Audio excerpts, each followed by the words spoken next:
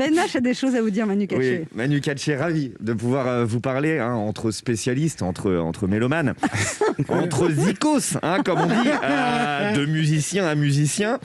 Vous êtes un batteur de renommée internationale. Moi, je suis le meilleur ami du guitariste de mon bahut. Bon, ça pose les choses. J'ai jamais joué une note, mais j'ai bien connu 2 ou 3 groupies.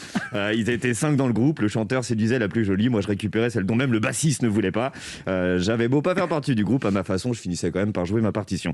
Bref, comme vous, Manu Katché, la zik, c'est mon truc. J'ai souvent voulu jouer de la guitare pour être ce mec sur la plage. J'ai voulu faire du piano pour être ce mec dans les bars. J'ai éventuellement voulu faire de la flûte pour avoir 12 en musique. Par contre, j'ai jamais pensé à faire de la batterie. Pour les filles, je ne trouvais pas ça assez attractif. D'ailleurs, dans le groupe de mon meilleur ami, le batteur rentrait toujours bredouille. Avec le recul, je pense que c'était moins pour son rôle de batteur que pour son absence totale d'hygiène bucco-dentaire. Mais quand même, je ne m'intéressais pas au batteur. Et puis, vous avez rendu à mes yeux ce rôle visible. Pour bon nombre de ma génération, au début, vous étiez juste, Manu Katché, juré de la Nouvelle Star, un programme phare des années 2000 qui a vu éclore des artistes tels que Amel Ben, Julien Doré, ou encore Jonathan Serrada, qui a vendu en 2020 autant d'albums que moi.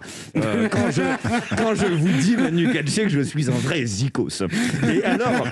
Et alors que j'étais dans la quiétude de mon adolescente ignorante, où je comptais tous les jours plus de boutons que de pages Wikipédia, mon père, vrai musicien, lui, est venu me sortir de cette ignorance par un soir de prime time.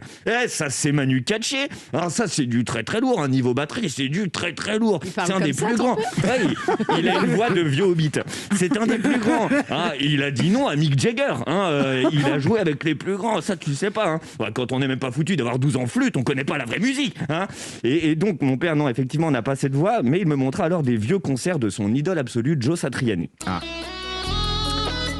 Et là, une révélation derrière le génial guitariste, dans le vieux poste cathodique. Je vous vois derrière votre grosse caisse et vos cymbales. À mes yeux, le juré de Télécrochet devient le premier batteur ultra stylé que je découvre. Mon regard sur l'instrument change. On pouvait être a priori batteur, beau gosse et avoir une hygiène bucco-dentaire a priori parfaitement acceptable.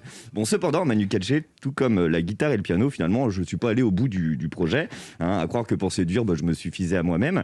Au grand regret de mon père. Au grand regret de mon père, je ne suis pas devenu un zikos, mais j'ai appris à aimer ceux qui l'ont fait. Depuis, j'ai tendance à écouter d'ailleurs plus particulièrement le batteur. Alors une fois n'est pas coutume, merci Manu Katché de m'avoir écouté moi. Super, merci beaucoup.